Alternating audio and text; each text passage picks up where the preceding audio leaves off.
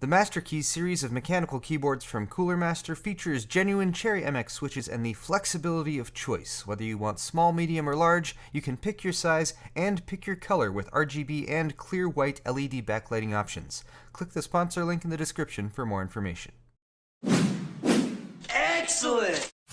The thought occurred to me the other day that if you have just gotten into PC building within the past 5 years or so, and if you've gone with the prevailing recommendations based on performance and market share, that is to buy an Intel-based system, then you just might be a bit confused if you decide to put together a Ryzen-based computer now that AMD is back in the game. That's because Intel has used LGA, or Land Grid Array, CPU sockets since about 2004 with the introduction of the Pentium 4, whereas AMD continues to use PGA, or Pin Grid Array.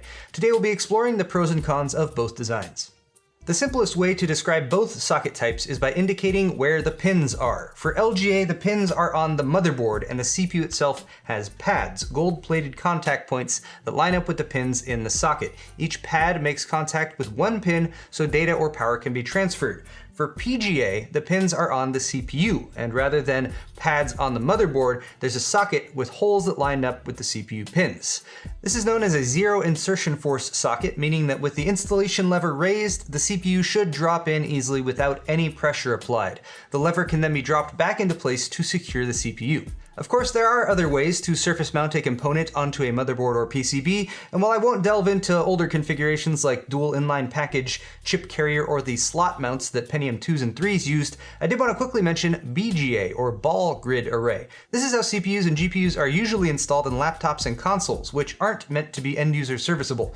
There's a similarity to PGA and LGA, with BGA though, in that you have a specific number of contact points that need to hook up between the chip and the board. But Ball Grid Array uses tiny balls of solder, or solder to preempt pronunciation police in the comments, instead of pins or pads that need to be aligned on the chip and then reflowed or heated up to the point where they melt and secure the chip to the board. This is usually done with specialized equipment, but I'll post a couple links in the description to videos of people who are crazy enough to do it at home. Needless to say, this is not recommended for most home builders, but now if you hear BGA, you'll know what that means too. So let's take a closer look at LGA, Land Grid Array, Intel's preferred socket. Intel's naming scheme is pretty straightforward. It's just LGA followed by the number of the pins in the motherboard sockets, or the number of pads on the CPU, which should be the same. So LGA 1151 has 1,151 contacts on the bottom, LGA 2011 has 2,011 contacts, and LGA 2011-3 also has 2011 contacts, but they changed the socket so it's not backwards compatible. We'll delve into backwards compatibility in a different video. Installing an LGA processor involves lifting a lever arm, or two lever arms in the case of Intel's Enthusiast platform. With the arm raised, the lid can lift up. The CPU can be aligned by referencing the tiny little gold triangle that's on the corner of the CPU as well as on the corner of the socket. Then the processor can be gently dropped in. The lid then goes back down, slips under a catch, and then the lever arm or arms can be pushed back down with a little bit of pressure to secure the CPU in the socket. It's not the simplest method, but it does get the job done. One of the big benefits of LGA, and I think this is actually why Intel changed over to it in the first place, is that it's much harder to damage the CPU itself. There are no pins to bend or break, and since the CPU is usually going to be the more expensive part, it does make some sense to transfer the more delicate parts of the interface to the motherboard, although motherboard manufacturers have probably been dealing with more RMAs since then. LGA motherboards, on the other hand, are incredibly delicate when it comes to the socket, and basically if you damage those pins, your motherboard is pretty much toast. Now, I've managed to repair LGA pins on a motherboard only once, and it was an X58 LGA 1366 board, and I had 3 identical boards with damaged sockets to work with. I managed to get only one working. The difficulty is mainly due to the socket pins themselves being smaller, flatter, and sort of angled as they come up out of the socket, so they have a little bit of give under pressure when the CPU is installed. I will say that I like LGA sockets for the ease of disassembly though, as the CPU is held very securely in the socket, which helps if you're working with an aftermarket cooler. Now AMD, for their part, has produced LGA CPUs in the past. Their Opteron line in 2006, for example, was LGA 1207, but by and large they've stuck with PGA for their consumer parts. AMD actually brands their PGA sockets with names such as AM3, FM2, and for Ryzen now, AM4, but they can still be identified by their pin counts. AM4, for example, could also be referred to as PGA 1331, but we'll stick with AM4 since it rolls off the tongue a little bit more easily. Installing a PGA CPU is quite simple, just to make sure to mind those pins on the CPU itself. You don't want to bend them or even touch them if you can possibly avoid it. The AM4 socket has a lever on one side that you just simply lift up, and then again you align the gold triangle that's on the corner of the CPU with the triangle that should be on the socket itself, and it should just drop right in. Again, this is a zero insertion force socket. Shirts, by the way, are available at my store via the link in the description, and that means that it should drop in with zero pressure. Drop the lever arm back down, and you're done.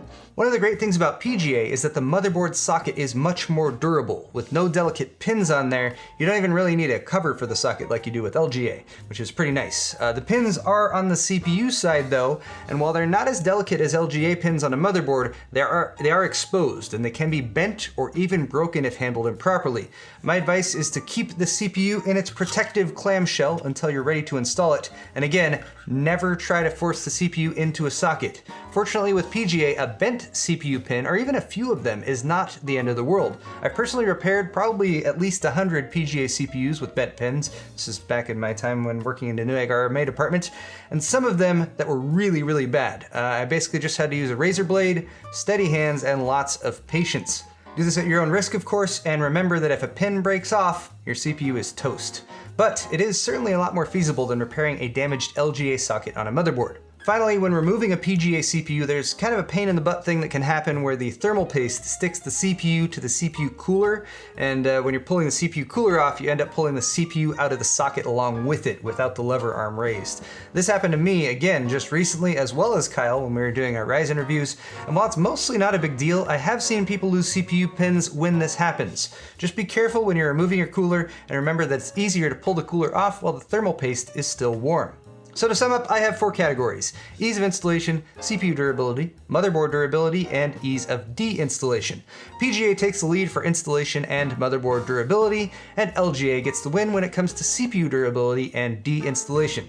So both sockets have their pros and cons, and while other factors such as performance and features will probably weigh more heavily for you when deciding on what platform to build your next system on, hopefully this video has helped you learn a little bit more about the nuances between the two. That's all for this video though, so hit that like button if you enjoyed it, share with your friends who are maybe just learning about PCs, subscribe to my channel for more videos coming soon, including that one on Ryzen 5 overclocking that's still in the works. Check out the description for all the links to all the stuff I talked about today, and as always, thank you very much for watching.